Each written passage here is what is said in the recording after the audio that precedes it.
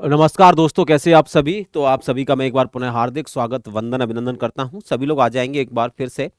और दोस्तों, आज जैसा कि हम जानते हैं एसएससी जीडी की क्लास लेने जा रहे हैं और एसएससी जीडी के जो पीवाईक्यू है उनका नेक्स्ट सेशन है। तो जितने भी प्यारे विद्यार्थी जुड़ जाएंगे, आज थोड़ा सा कमेंट कम पढ़ पाऊंगा क्योंकि आज थोड़ा सा स्क्रीन जो है वो उस पर कमेंट शो नहीं हो पा रहे हैं, मोबाइल में ही देखनी पड़ेंगे और मोबाइल देखूंगा तो बार बार मुझे ऐसे करना पड़ेगा।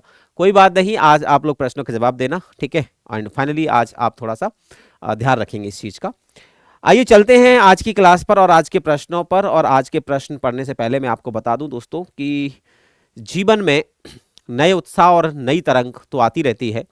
नववर्ष की आप सभी को शुभकामनाएं। आगामी जो नववर्ष आ रहा है, अब क्या है, बस 2-3 दिन की बात है, क्योंकि अब क्या है, बस आज से अब थोड़ा ही समय बचा है और हम 2025 में प्रवेश कर जाएंगे। 2025 आपके लिए नए उत्साह के साथ आए, नए उमंग के साथ आए और आपको एक सफलता का पैगाम लेकर आए, ऐसी कामनाओं के साथ आज हम ये क्लास शुरू करेंगे। तो दोस्तों, चलते हैं आज की क्लास पर, देखते हैं कि क्या है आज की क्लास में। आज की क्लास का पहला ही प्रश्न आपके सामने है। दिए गए शब्द का पर्यायवाची ज्ञात करना है, आपको समझना है, ज्ञात करना है क्या होता है। स्वतंत्रता का पर्यायवाची सर्प तो नहीं हो सकता, क्योंकि सर्प तो है, सर्प को उरग बोलते हैं। सर्प के लिए शब्द आता है भुजंग, सर्प के लिए शब्द आता है अही, सर्प के लिए शब्द आता है नाग, शब्द के लिए शब्द आता है विषधर, शब्द के लिए शब्द आता है चक्षुश्रवा। तो ये शब्द तो हैं सांप के लिए, सांप कह लो, सर्प कह लो। रिक्त आएगा नहीं, विपदा मुसीबत को कहते हैं, संकट को कहते हैं। आजादी शब्द जो है वो एकदम परफेक्ट विकल्प के रूप में है, बिल्कुल सही आंसर है सभी का, ऑप्शन बी चुनेंगे हम लोग, ठीक है। आइए चलते हैं हमारे सेकंड प्रश्न पर। सेकंड प्रश्न ये रहा आपके सामने दोस्तों, ये रहा आपका सेकंड प्रश्न। यहां आपको बताना है एक मुहावरे का अर्थ, ठीक है।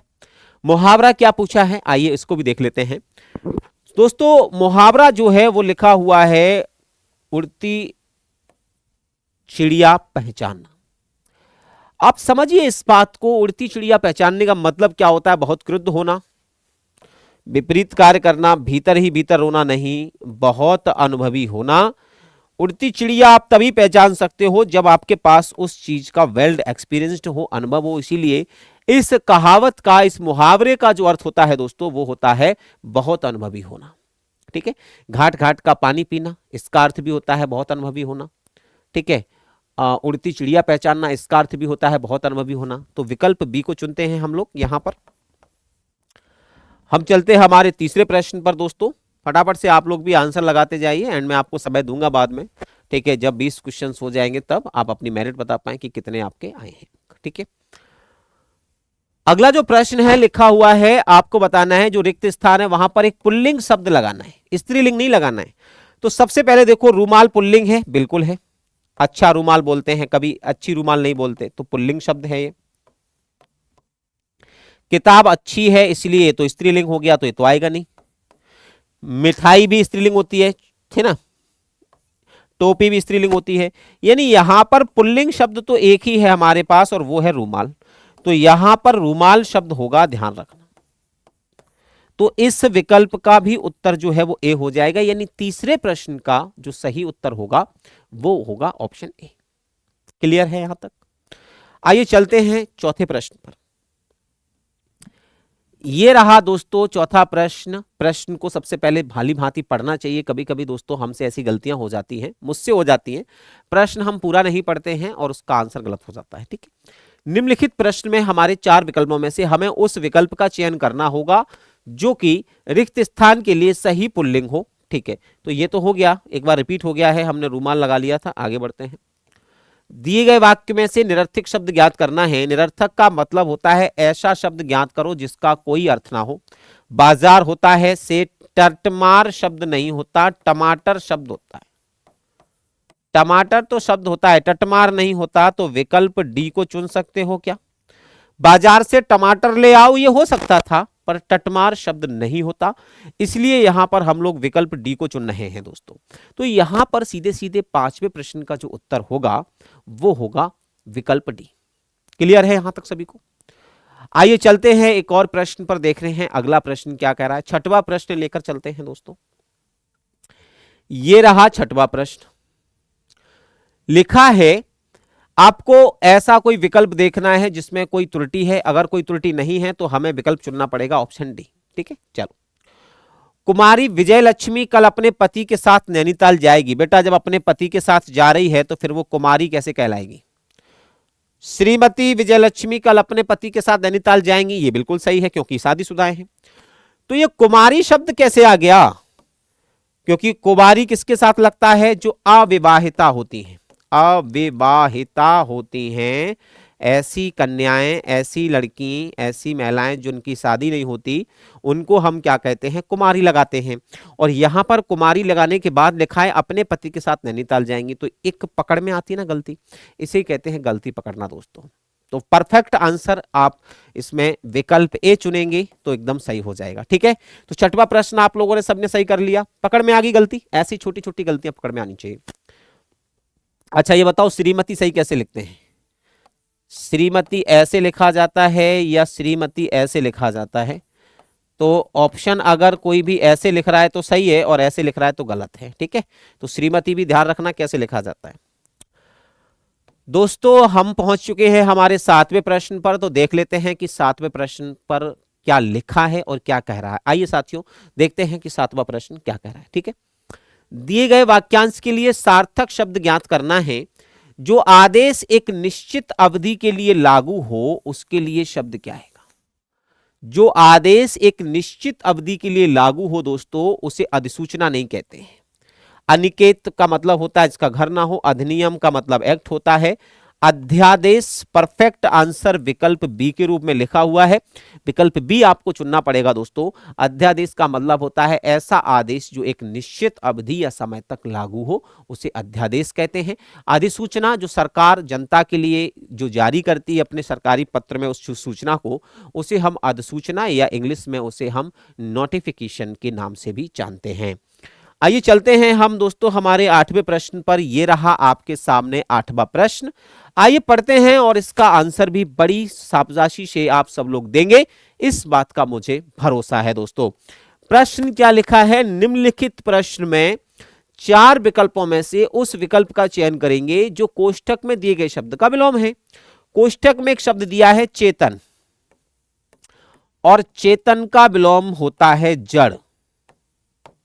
ठीक है, या इसे जड़ को ही अचेतन भी बोलते हैं। देखते हैं विकल्प में जड़ है कि नहीं।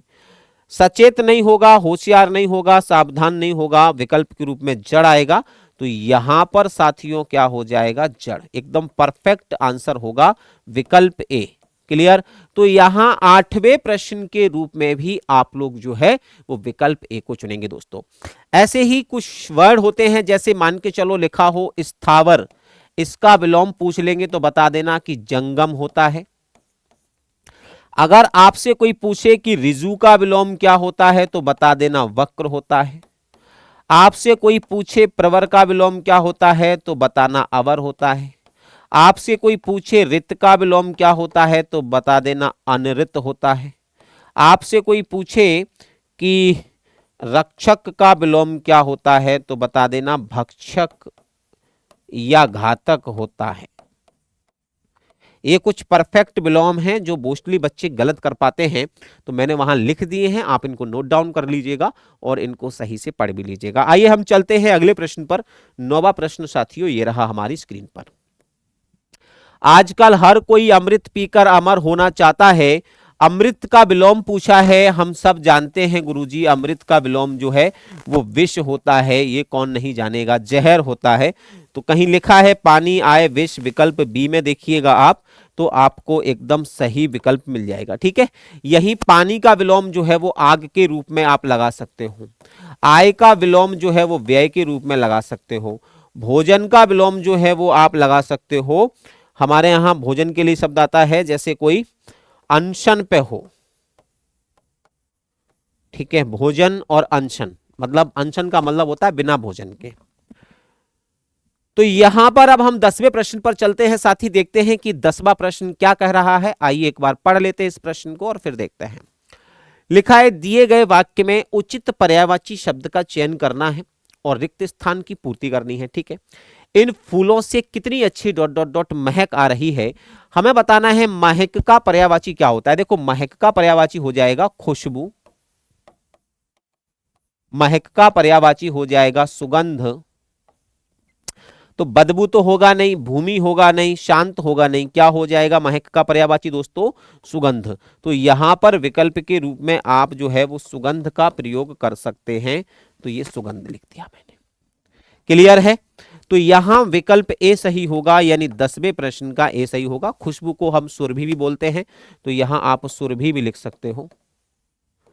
ठीक है, सुरभि भी लिख सकते हो, सॉरी सुरभि में छोटी की मात्रा।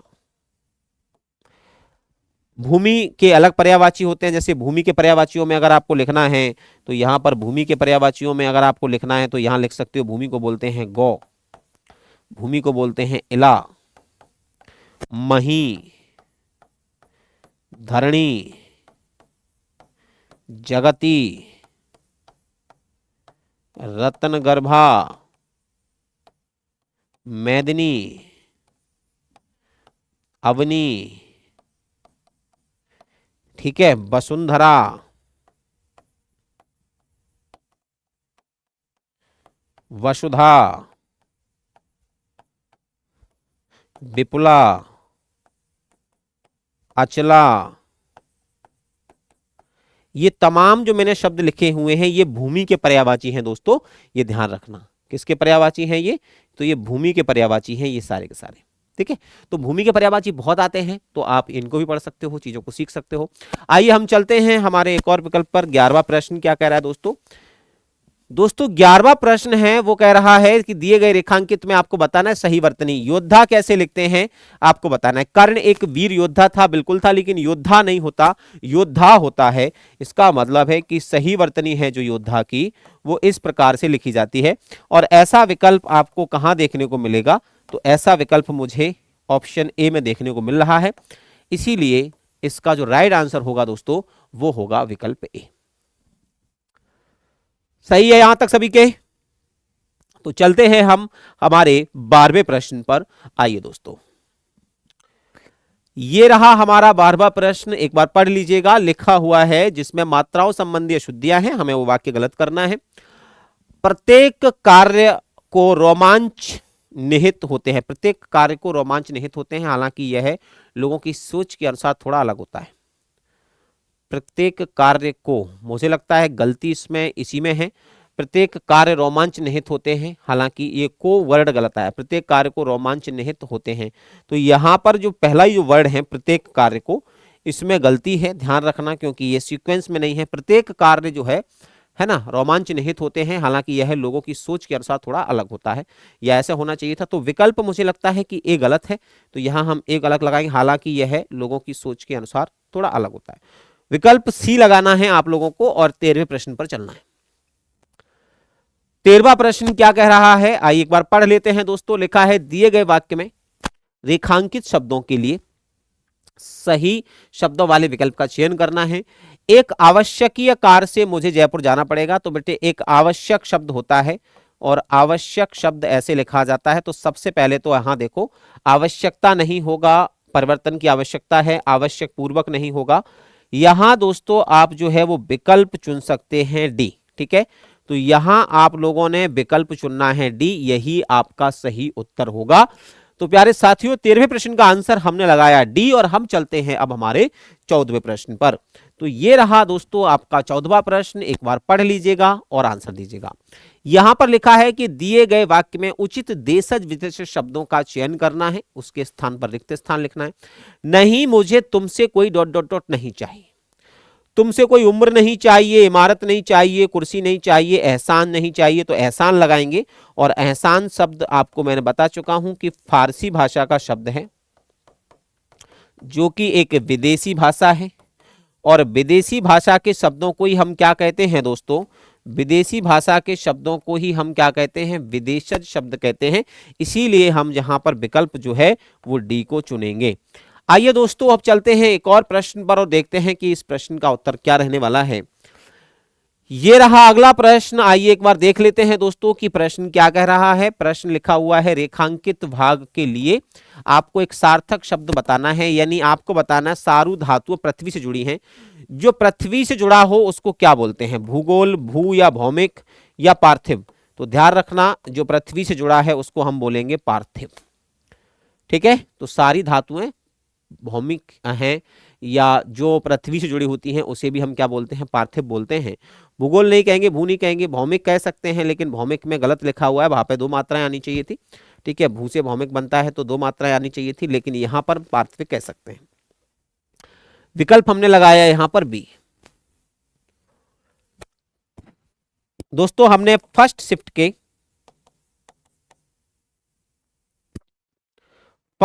के 15 क्वेश्चंस कर लिए हैं, जो व्याकरण के थे, जो ग्रामर के थे। अब 5 क्वेश्चंस हमारे गद्यांश के बचे हैं, तो आइए एक बार गद्यांश को पढ़ते हैं और देखते हैं कि इसमें कौन कौन से सही होते हैं। गद्यांश थोड़ा अच्छा है, बड़ा है, देखते हैं। इन सब में बसंत ऋतु को ऋतुओं का क्या माना जाता है, तो ध्यान रखना ऋतुओं का राजा जो है वो बसंत ऋतु कहलाता है, इसलिए यहां पर इसका जो आंसर होगा वो विकल्प ए होगा। मौसम को 6 ऋतुओं में विभाजित किया गया है, ग्रीष्म, शीत, वर्षा, वसंत और शरद, शिशिर, ठंड। इन सब में बसंत ऋतुओं को क्या माना जाता है, राजा। राजा कहा जाता है बच्चे, ऋतुओं का राजा। सभी ऋतुओं में यह ऋतु सबसे महत्वपूर्ण मानी जाती है। इस ऋतु के आते ही धरती अपना क्या बदल देती है, तो इस ऋतु के आते ही धरती अपना आगमन, अल्पाहार, बदलाव नहीं, क्या बदल देती है, श्रृंगार बदल लेती है। विकल्प सी लगाना पड़ेगा। इस ऋतु के आते ही यानी वसंत ऋतु के आते ही पृथ्वी अपना श्रृंगार कर लेती है, तो यहां पर हम श्रृंगार लिखेंगे। बहुत ही अच्छा विकल्प है, तो यहां पर विकल्प सी आया। अब चलते हैं 18वें प्रश्न पर, आगे देखते हैं। इस मौसम में हवा में एक अलग ही क्या आ जाती है, पहचान आ जाती है, अरमान, ताजगी आ जाती है। तो मुझे लगता है यहां ताजगी ला जाती है, तो यहां ताजगी लिखेंगे, क्योंकि नए पत्ते आने लगते हैं, नए फूल आने लगते हैं, हवाओं में खुशबू आ जाती है और ये सब चीजें आती हैं, तो दोस्तों ताजगी तो आ ही जाएगी।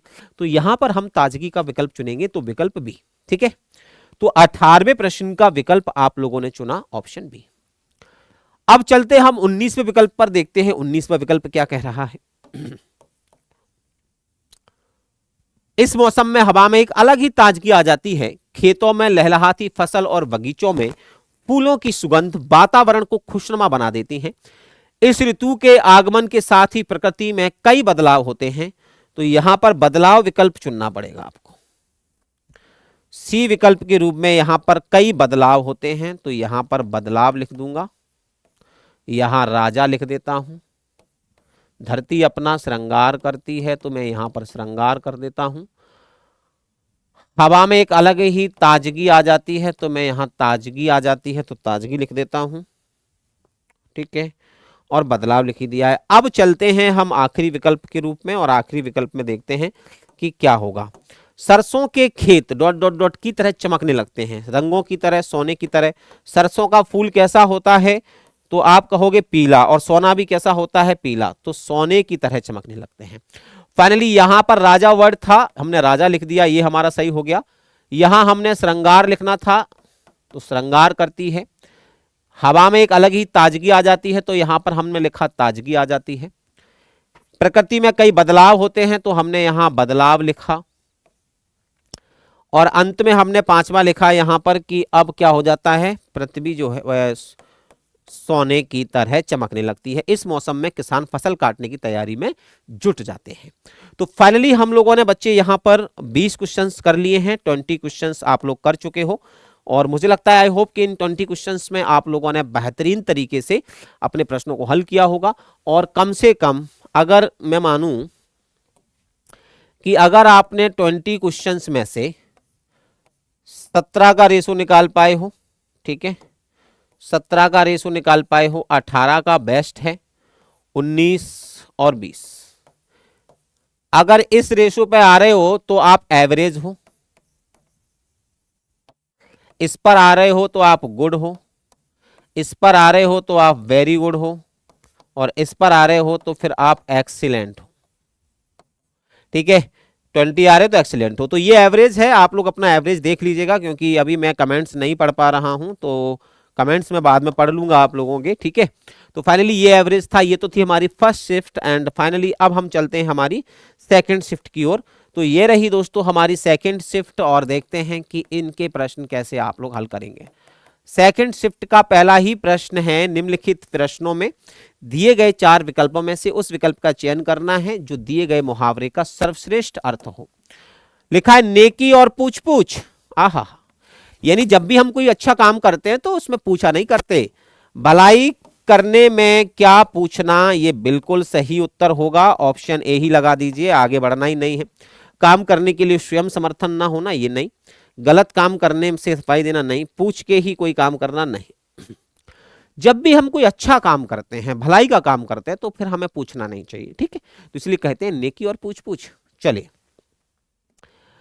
22वां प्रश्न है दोस्तों, यहां पर कोष्टक में दिए गए शब्द का विलोम आपको बताना है।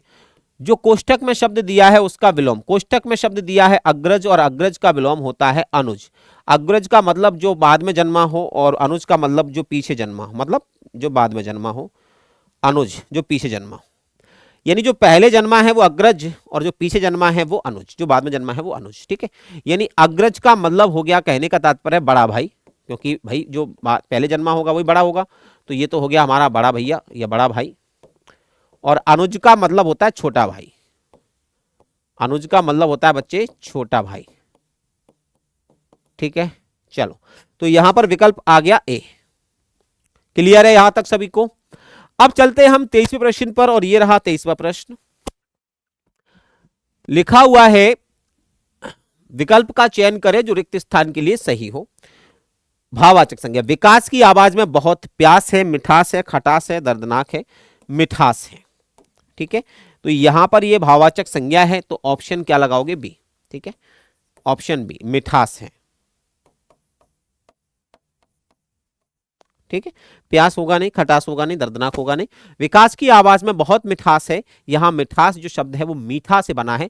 मीठा विशेषण होता है, और अगर उसमें आस प्रत्यय जुड़ जाए तो वो एक भाववाचक संज्ञा बन जाती है मिठास, ठीक है। जैसे रोना से रोलास, ऐसे ही मीठा से मिठास। आइए अब हमारे पास 24वां प्रश्न है दोस्तों। देखते हैं कि 24वां प्रश्न कौन कौन कर पाता है, कौन कौन से विद्यार्थी हैं जो इस 24वें प्रश्न को हल कर पाते हैं। प्रश्न कुछ इस प्रकार लिखा गया है कि जो कोष्टक में शब्द दिया है आपको बताना है इसका तद्भव क्या होता है। तद्भव का मतलब हम सब जानते हैं दोस्तों कि तद्भव का मतलब होता है हिंदी के शब्द जो संस्कृत से बदलकर आए हों, यानी ऐसे शब्द जो संस्कृत से बदलकर आते हैं उन्हें हम क्या कहते हैं दोस्तों? उन्हें कहते हैं तद्भव। तो अर्ध का जो बदलकर आया है हिंदी में आधा, संस्कृत में अर्ध होता है, हिंदी में क्या बोलते हैं हम? आधा। अक्षवाट का मतलब होता है अखाड़ा, अखाड़ा होता है, ठीक है। गीध शब्द हिंदी का है लेकिन ये इसका नहीं है, गृद्ध से बना है गीध, अर्ध से बना आधा, तो विकल्प ए के रूप में हम ये देखेंगे। क्लियर है? चलिए आइए चलते हैं अगले प्रश्न पर, देखते हैं कि 25वां प्रश्न क्या कह रहा है। उस सही विकल्प का चयन करना है साथियों जो वाक्यांश के लिए एक शब्द का विकल्प दे रहा हो, ठीक है। विकल्प लिखा हुआ है दोस्तों आपके सामने, और विकल्प के तौर पर लिखा हुआ है पत्थर को गढ़ने वाला औजार। यानी मान के चलें पत्थर पर एक ऐसी हथौड़ी टाइप, मतलब ऐसी टाइप की होती है ये, ठीक है। ऐसी करके कुछ होती है यहां पर, मतलब ऐसे बड़ी सी होती है, और यहां पर जो है वो कुछ ऐसे होती है, ऐसी करके। इसको बोलते हैं हमारे यहां छेनी। बहुत जगह इसको टांकी बोलते हैं, क्योंकि इसके टांकते हैं इसलिए टांकी, छेनी बोलते हैं, ठीक है। तो यह छावनी नहीं होगा, चंपू नहीं होगा, जंगम नहीं होगा, क्या हो जाएगा? छेनी। कहते हैं ना छेनी और हथौड़ी की चोट से जो पत्थर होता है उसको हम एक आकार दे सकते हैं, उसको हम गढ़ सकते हैं, उसमें हम कोई डिजाइन दे सकते हैं, इसलिए बोलते हैं छेनी और हथौड़ी दोस्तों। तो चलिए अब हम चलते हैं हमारे 26वें प्रश्न पर, और देखते हैं कि 26वां प्रश्न क्या कह रहा है। ये रहा आपके सामने 26वां प्रश्न। दिए गए शब्द का विलोम शब्द ज्ञात करना है आपको। आइए देख लेते हैं कि विलोम शब्द क्या होगा।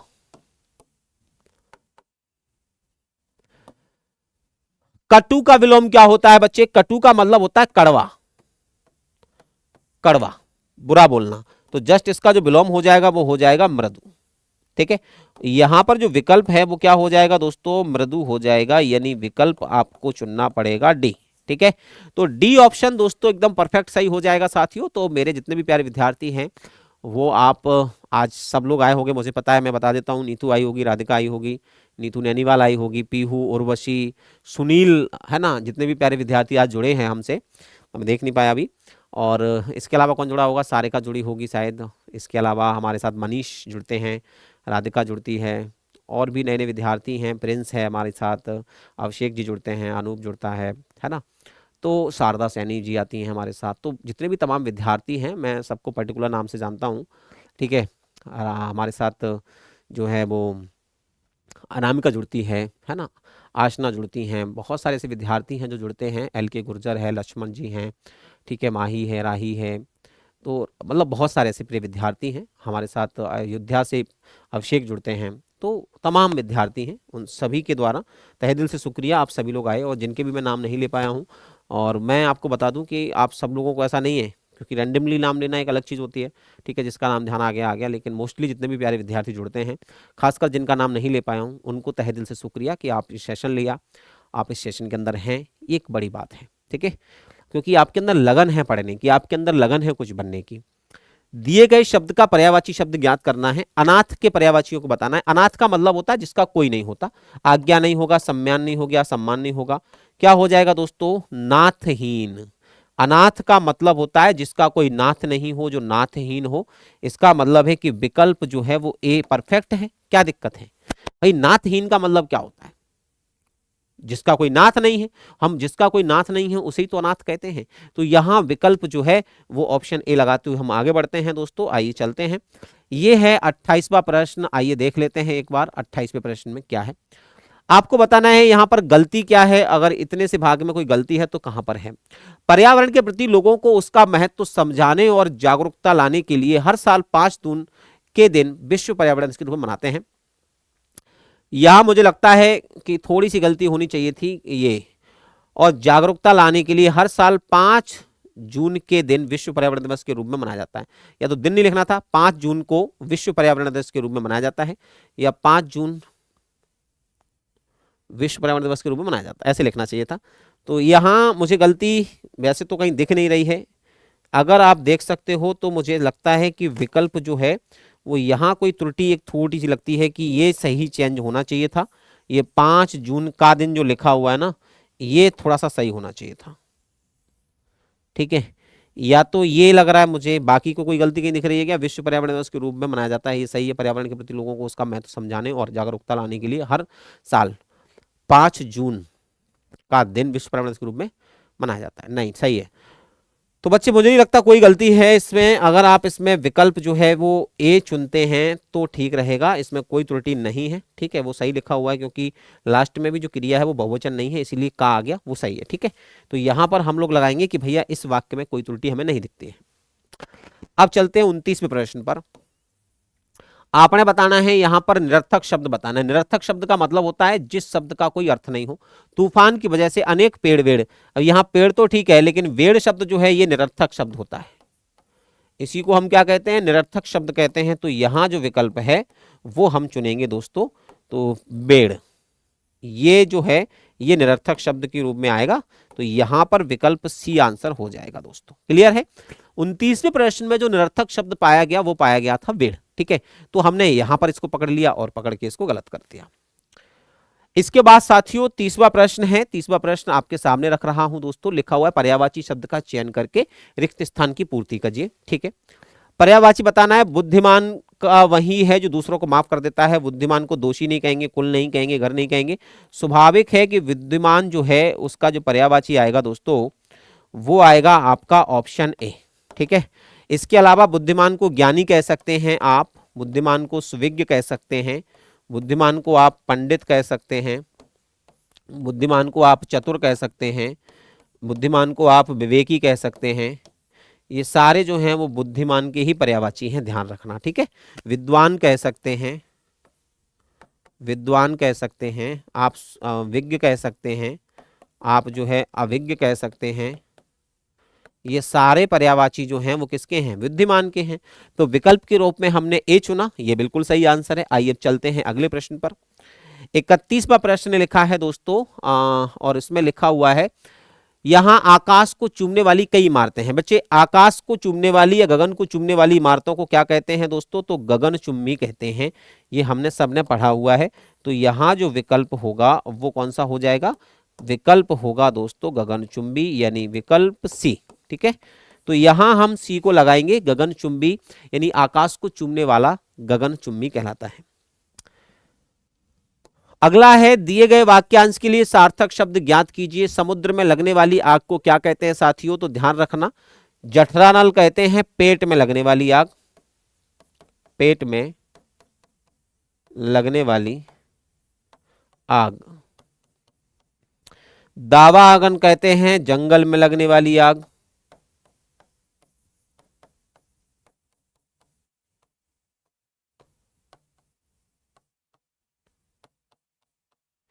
बड़वा नल कहते हैं समुद्र में लगने वाली आग।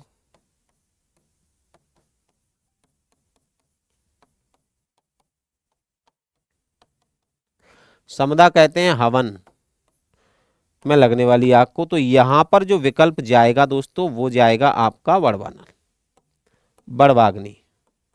ठीक है, तो यहां पर विकल्प बी सही होगा। तो आप सभी के द्वारा 32वें प्रश्न का जो विकल्प निकाला गया वो ऑप्शन बी निकाला गया। बहुत अच्छी बात है। चलिए अब हम चलते हैं 33वें प्रश्न पर। लिखा है वह भाग ज्ञात करेंगे जिसमें कोई त्रुटि है। आज नई शिक्षा नीति के ऊपर, देखो के ऊपर गलत लिखा है, नई शिक्षा नीति पर होना चाहिए था। आज नई शिक्षा नीति पर चर्चा होगी। तो यहां पर के ऊपर जो गलत लिखा है, यानी यहां पर आप देखोगे तो दोस्तों ये जो गलती है यहाँ है, के ऊपर नहीं होगा विकल्प में। तो यहां पर हम जो है वो ऑप्शन बी का चयन करेंगे। ठीक है दोस्तों, तो 33वें प्रश्न का जो आंसर होगा वो होगा ऑप्शन बी। 34वां प्रश्न देख लीजिएगा। यहां पर आपको बताना है कि इतने से वाक्य में गलती है क्या कहीं। राष्ट्रीय ध्वज ही किसी भी देश का प्रतीक होता है जिससे यह पता लगा, अब देखो अब यहां पर गड़बड़ी कैसे हुई है, जिससे यह पता लगा जा पाता है कि उस देश का अतीत क्यों है। अब ये गलत है कि नहीं, क्या है, होना चाहिए था, ये पूरा वाक्य गलत है। तो जो गलत है वो कौन सा है, जिससे वाला, ये जो है ये गलत है। समझ रहे हो ना, अगर मैं कहूं ये गलत है, यानी ये जो वाक्य लिखा है ना,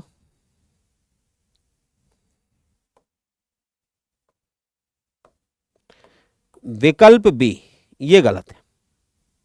ठीक है, विकल्प बी गलत है।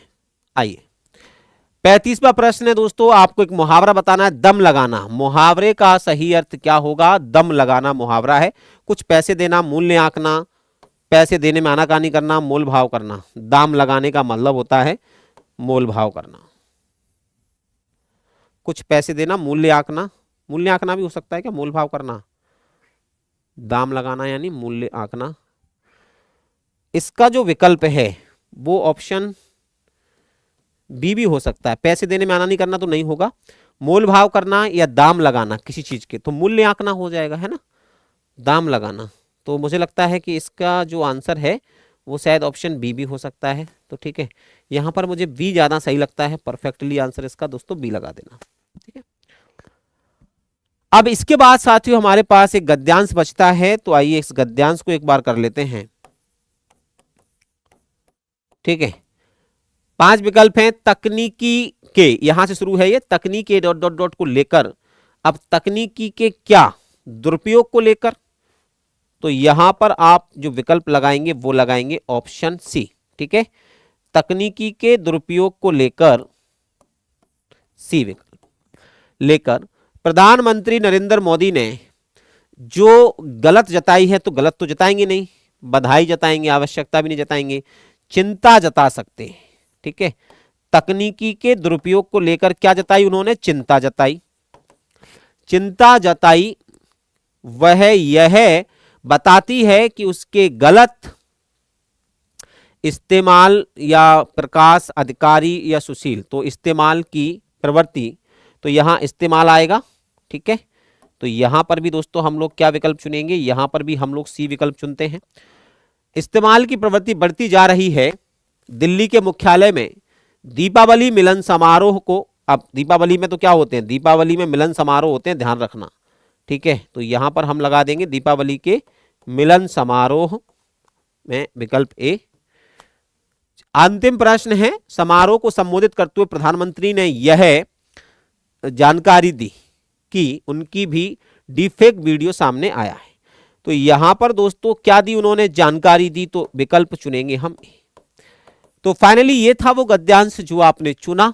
अब ध्यान रखना है इसमें आपको, 40वें प्रश्न का हमने ए आंसर लगाया था, 39वें प्रश्न का आंसर हमने लगाया था ऑप्शन ए, दोनों का ए हो गया। 38वें प्रश्न का आंसर हमारा सी था, इस्तेमाल। 37वें प्रश्न का आंसर जो था हमारा वो था साथियों ए, यानी चिंता। ठीक है, 36वें प्रश्न का जो आंसर था साथियों वो था हमारा दुरुपयोग। ठीक है, तो फाइनली आप लोगों ने ये भी कंप्लीट कर लिए हैं 40, और आई थिंक सो कि आपने इन 40 प्रश्नों में, मुझे जहां तक प्रतीत होता है,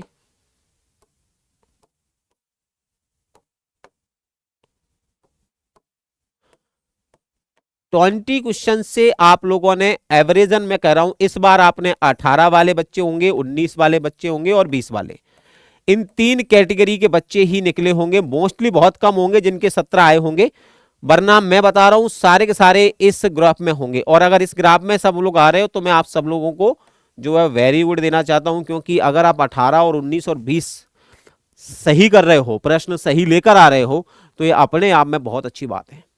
तो चलिए साथियों, ये सेशन को आज मैं यहीं तक रखता हूं, मिलते हैं हम अगले सेशन के लिए, तब तक लीजिएगा विदा।